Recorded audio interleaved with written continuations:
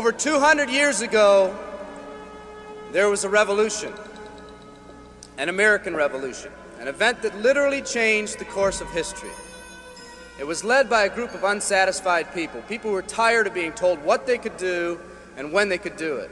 People were fed up with their lack of choices and their lack of personal freedoms. People fed up with their lives being controlled by others. Fed up with being oppressed, fed up with being manipulated. They finally said, enough, I've had it, and I'm not going to live like this anymore.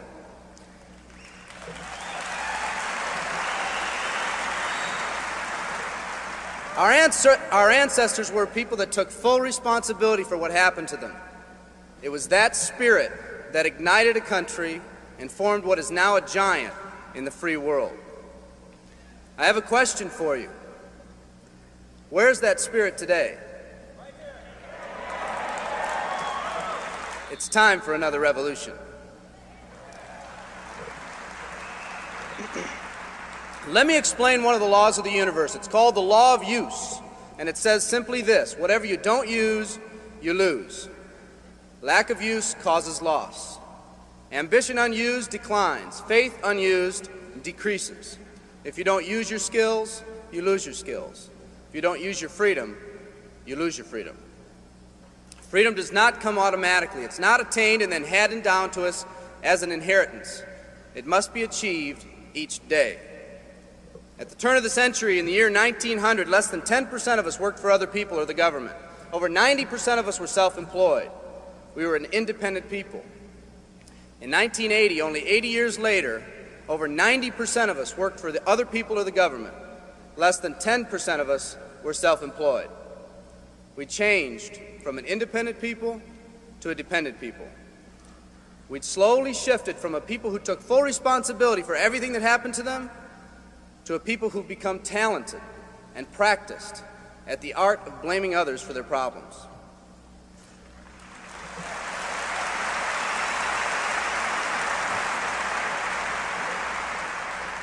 Our giant has fallen asleep. Our forefathers didn't say, who's going to take care of me? They simply said, all I ask is the opportunity to be free and the ability to take care of myself and my family. Today, we elect officials who will, quote unquote, take care of us.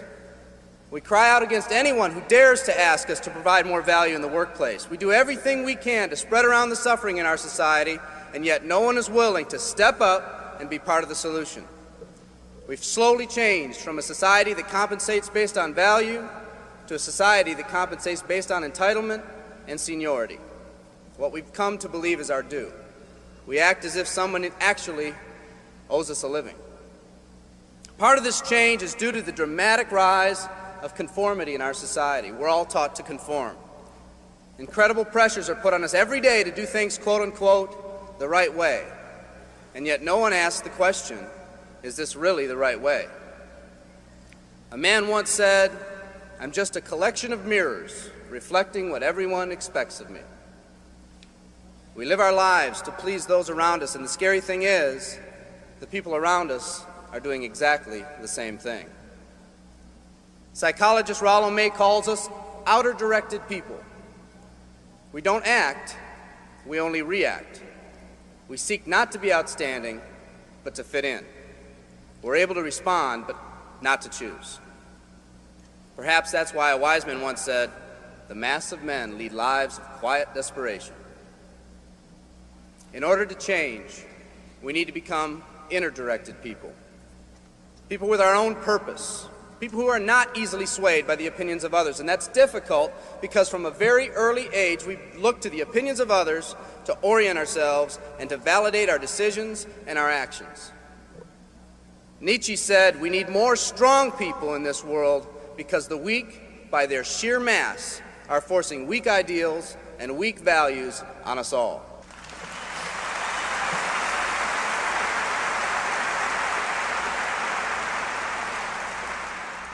Today's massive social and economic changes are waking this slumbering giant. Some people may not be ready right now for the changes happening today in today's society. It doesn't matter if they're ready or not. An old proverb says, if a man wants his dreams to come true, he must first wake up.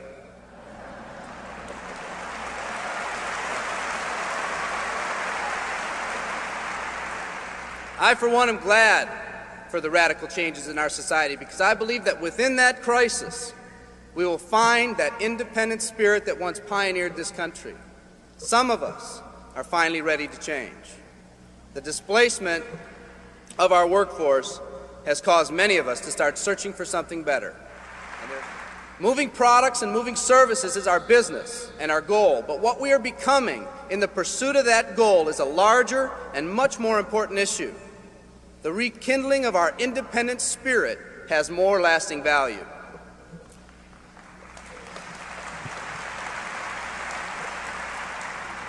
There's no more noble a business than the business that encourages the development of people.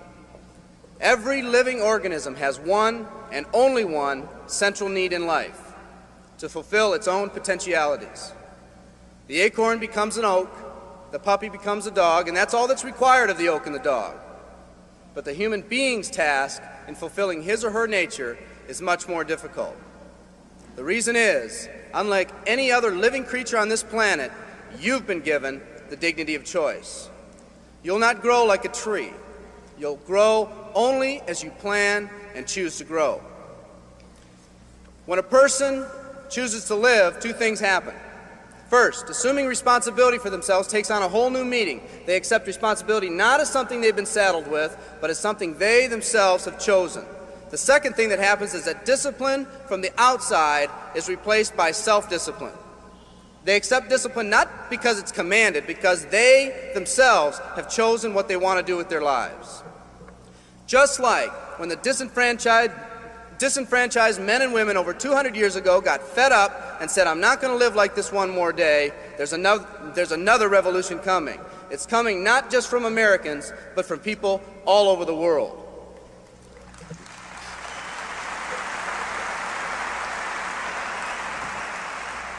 It's coming from people who've been oppressed in meaningless jobs, from people who've been unjustly held back, from people who've been slighted or ignored, from people who've had their hopes crushed time and time again by the circumstances around them, from people who've been playing in a game where the rules weren't the same for everyone, from people whose dreams have almost died by the methodical dripping of negative and pessimistic forces, people who've just been waiting for the right opportunity to present itself, an opportunity that they could hold on to, believe in, a place where people believed in them. I hear the rumbling of this coming revolution every day. The old rules are changing, and society is finally ready for that change. Will people try to persuade you not to rise up? Yes, they will, and sometimes with the best of intentions. But we must fight anyone or anything that tries to influence us against our freedom. And they'll try. Believe me, they'll try.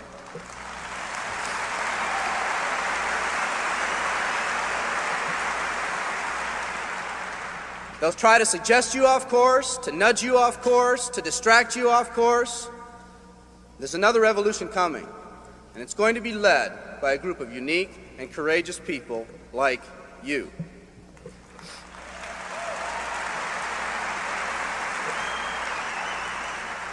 People who've had it with the way things are. People who've picked out their mountain in life and said, "I'm going to the top." And if someone tells you you can't climb mountains, you don't have any experience. You tell them, "I'm going to the top."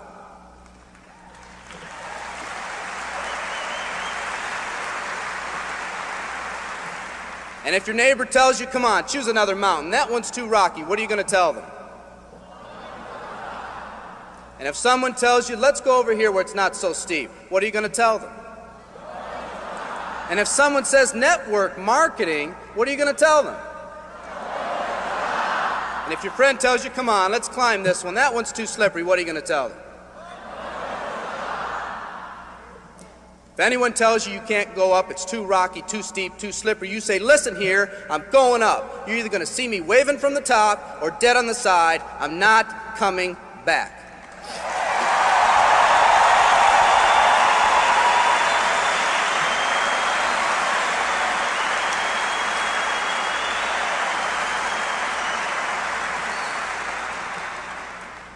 There's something about the do-or-die attitude. It's almost like when someone has a do-or-die attitude, time, fate, and circumstances seem to get together, have a hasty conference, and say, they say they're going to do it or die.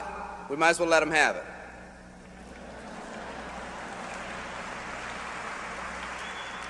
The People in this arena are special. You're special because you've already rekindled that independent spirit.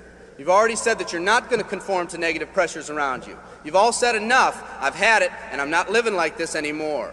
You are the people who want to set big goals and aspirations for yourselves and your families. People who want to live in a country where families are brought together again instead of being torn apart. People who want a country where once again owning your own business and controlling your own destiny is commonplace.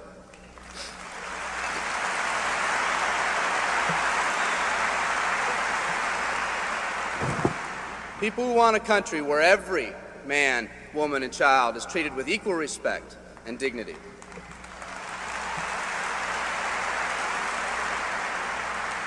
People who will pay any price so their families will not live with the legacy of maxed out credit cards and unfulfilled promises.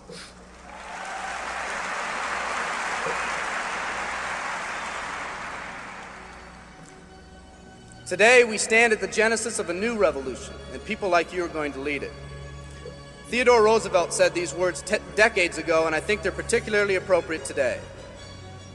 He said, "We see across the dangers of the great future, and we rejoice as a giant refreshed. The great victories are yet to be won, the greatest deeds yet to be done. I've dreamt of a company that can give us the opportunity to make these dreams come true by allowing us all to fulfill our own true potential. I love you all. Thank you very much."